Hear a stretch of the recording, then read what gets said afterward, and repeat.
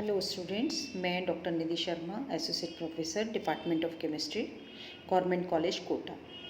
आज मैं BSc part 1 के स्टूडेंट्स के साथ डिस्कस करूंगी radius ratio effect and coordination number. देखिए, radius ratio effect and coordination number ये होता क्या है। किसी भी क्रिस्टल में एक आयन जितने अपोजिटली चार्ज आयन से घिरा रहता है वह उसका कोऑर्डिनेशन नंबर कहलाता है। और रेडियस रेशियो क्या होता है कि रेडियस रेशियो नाम से ही समझ में आ रहा है, रेडियस का रेशियो है ना। तो radius ratio is defined as the ratio of radius of cation and radius of anion. Cation और एनाइन के रेडियस का जो रेशियो है वो कहलाता है रेडियस रेशियो।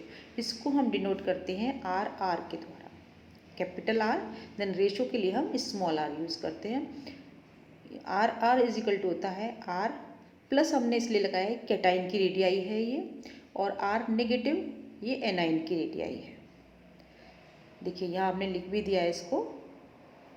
चलिए, रेडियस रेशियो की कोई यूनिट नहीं होती क्योंकि ये रेशो है कैटाइन और एनाइन की रेडियाई का, इसके लिए इसकी कोई यूनिट नहीं है।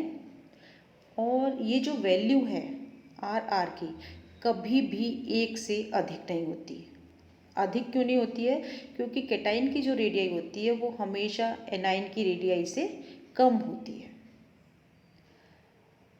आर आर जो रेडियस रेशो है हम इसको डिटरमाइन कर इसके द्वारा, मतलब इसको उपयोग में लेके हम कोऑर्डिनेशन नंबर को निकालते हैं। और कोऑर्डिनेशन नंबर से हम ये पता करते हैं कि किसी भी क्रिस्टल का स्ट्रक्चर क्या होगा, उसकी शेप कैसी होगी। ठीक है, अब हम लेंगे the structure of any crystal depends upon the coordination number. कोई भी क्रिस्टल है वो किस पर डिपेंड करेगा? कोऑर्डिनेशन नंबर पर। और कोऑर्डिनेशन नंबर किस पे डिपेंड करेगा? रेडियस रेशो पर, कि ये रेडियस रेशो है तो इसका कोऑर्डिनेशन नंबर इतना होगा। ठीक है, यदि कैटाइन का साइज बड़ा हो विद रेस्पेक्ट टू एनाइन, यदि कैटाइन का साइज एनाइन के सापेक्ष बड़ा हो तो क्या होगा? आर आर का जो मान है वो बढ़ जाएगा, इंक्रीज हो जाएगा रेडियस रेशो का मान। और नंबर ऑफ एनाइंस जो कैटाइन के चारों तरफ फिट है उनकी भी संख्या बढ़ जाएगी। अगर कैटाइन का साइज बढ़ेगा तो क्या होगा? एनाइन जो इसके चारों तरफ फिट है उनका भी नंबर बढ़ जाएगा। और हम इसको कैसे कह सकते हैं कि कैटाइन का जो कोऑर्डिनेशन नंबर है वो भी बढ़ जाएगा। अब आर आर को एक और हम निर्धारित करने के लिए इस्तेमाल करते हैं कि कोई भी आयनिक क्रिस्टल है उसमें अरेंजमेंट ऑफ आयंस जो है वो स्टेबल है या नहीं है। अगर हम देखें कि रेडियस रेशो अगर उसका कितना है रेडियस रेशो, तो वो इस पर डिपेंड करेगा कि उसका अरेंजमेंट जो है वो किस तरीके का है। ठीक है, नेक्स्ट लेंगे हम। देखिए, अब इसमें दो तरह की सिचुएशन हो सकती हैं अरेंजमेंट में, दो तरह के अरेंजमेंट्स हो सकते हैं। एक तो हम जो कैटाइन है उसका साइज कांस्टेंट कर दें और एनाइन का साइज ग्रेजुअली इंक्रीज कर दें। First situation, with the constant size of cation the size of anion is increasing gradually। और दूसरी सिचुएशन क्या हो सकती है कि एनाइन का जो साइज़ है वो तो हम कांस्टेंट कर दें और जो कैटाइन का साइज़ है वो ग्रेजुअली इंक्रीज करें। दो तरह की सिचुएशन हो गई, हम डायग्राम से इसको देखते हैं। फर्स्ट सिचुएशन क्या है? यहाँ पर एनाइन का साइज़ इंक्रीज किया है और कैटाइन का साइज़ जो है वो कैसा है? सेम है।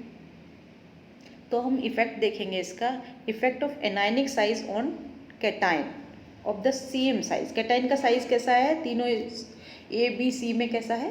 सेम है। अगर आप यहाँ पर देखें तो सबसे ज़्यादा स्टेबल स्ट्रक्चर कौन सा होगा इसमें?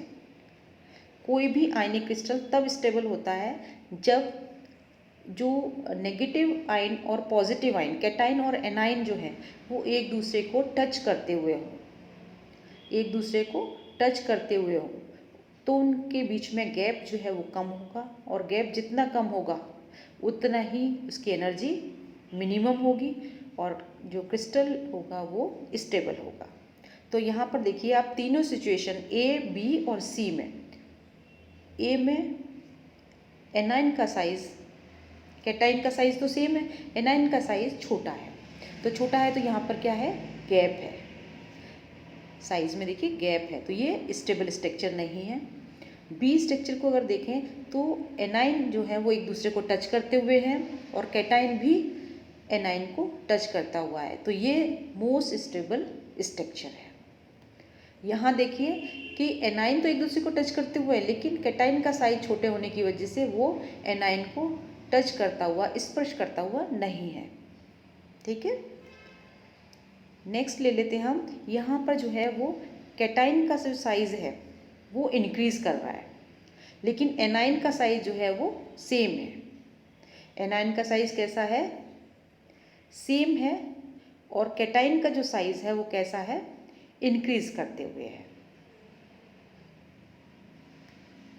अब आप देखिए यहाँ पर फर्स्ट सिचुएशन देखते हैं, तो यहाँ पर क्या है, एनाइन का साइज़ तो एक जैसा ही है तीनों सिचुएशन में, लेकिन कैटाइन का साइज़ बहुत छोटा है, तो वो एनाइन को टच करते हुए नहीं है।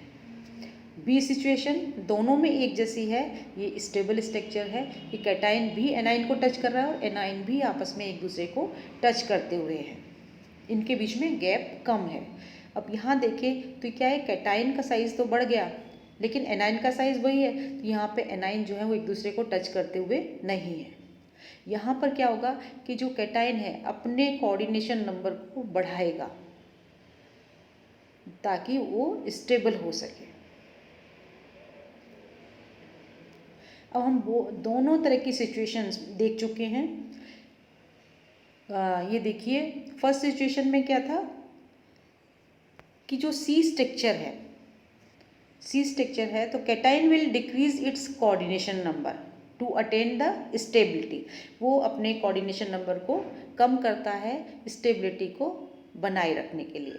सेकंड सिचुएशन में क्या है कि सी जो है उसमें देखा था आपने एनाइन दूर दूर हैं, तो कैटाइन जो है वो अपना कोऑर्डिनेशन नंबर को बढ़ाएगा स्टेबिलिटी को प्राप्त करने के लिए। और आपने जो सिचुएशन देखी है बी सिचुएशन,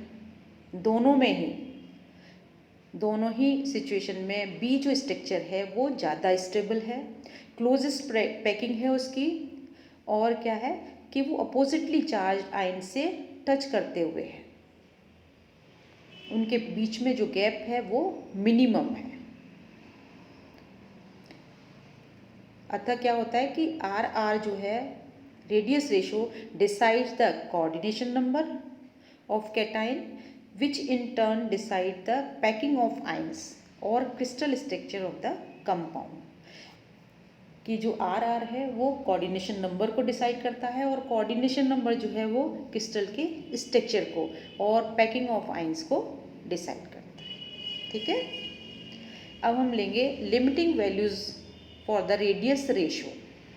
अगर कोऑर्डिनेशन नंबर 2 है तो उसकी शेप कैसी होगी, लीनियर होगी, और उसका लिमिटिंग रेडियस रेशो जो है R plus upon R minus cation की रेडियाई अपॉन एनाइन की radii, that is equal to R R radius ratio.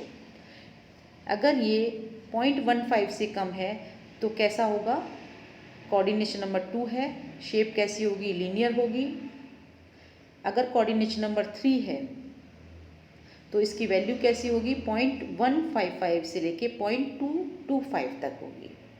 इसी तरह से टेट्राहेड्रल, कोऑर्डिनेशन नंबर आप जानते ही हैं, टेट्राहेड्रल में क्या होगा, 4 होगा, और इसकी जो वैल्यू है आर आर की वो कितनी हो जाएगी, 0.225 से लेके 0.414 तक। इसी तरह से ऑक्टाहेड्रल में कोऑर्डिनेशन नंबर 6 होता है और आर आर की जो वैल्यू है वो कितनी होती है, 0.414 से लेके 0.732 तक। 0.732 से 1 तक जो शेप होगी वो कैसी होगी, क्यूबिक होगी, और कोऑर्डिनेशन नंबर जो होगा वो कैसा होगा, 8 होगा। ठीक है, अब आती हैं इसकी लिमिटेशंस। रेडियस रेशो इफेक्ट की क्या लिमिटेशंस हैं, देखिए फर्स्ट जो लिमिटेशन है वो क्या है कि according to radius ratio rule shape of LiCl, LiBr, Lii, lithium chloride, lithium bromide and lithium iodide should be tetrahedral. कैसे होने चाहिए? वो टेट्राहेड्रल होने चाहिए, लेकिन एक्चुअली होते कैसे हैं? ऑक्टाहेड्रल होते हैं। तो ये इसकी क्या है? एक लिमिटेशन है। अब shape of BaO, barium oxide और स्ट्रोंशियम ऑक्साइड, इनका जो RR का मान है वो है 0.97 और SRO जो स्ट्रोंशियम ऑक्साइड है उसका है 0.81। ये मैच नहीं करते रेडियस रेशो रूल से। थर्ड जो है वो है कैडमियम सल्फाइड, और इसका हम देखें HES का, तो इसका CDS का कितना होता है? 0.52 होता है RR का मान, और इसका होता है 0.55। तो इनका स्ट्रक्चर कैसा होना चाहिए? ऑक्टाहेड्रल होना चाहिए, लेकिन ये ऑक्टाहेड्रल ना होकर कैसे होते हैं? टेट्राहेड्रल होते हैं। अब ये कंक्लूजन निकलते हैं कि ये जो रूल है वो सिर्फ एप्लीकेबल किस पर है? AB टाइप के आयनिक क्रिस्टल्स पर। ये AB2 टाइप के जो आयनिक क्रिस्टल्स हैं उन पर एप्लीकेबल नहीं है। क्यों नहीं है? क्योंकि AB2 टाइप के जो हैं वहाँ पर जो रेशो है कैटाइन और एनाइन का वो क्या हो जाएगा? A का 1 और B2, तो 1:2 का रेशो हो जाएगा। जबकि AB में क्या है? 1:1 का रेशो है। रेशो चेंज हो जाने की वजह से ये जो एप्लीकेबल AB2 टाइप पर नहीं होते। ठीक है, ये इसकी हो गई limitations. Okay student, thank you.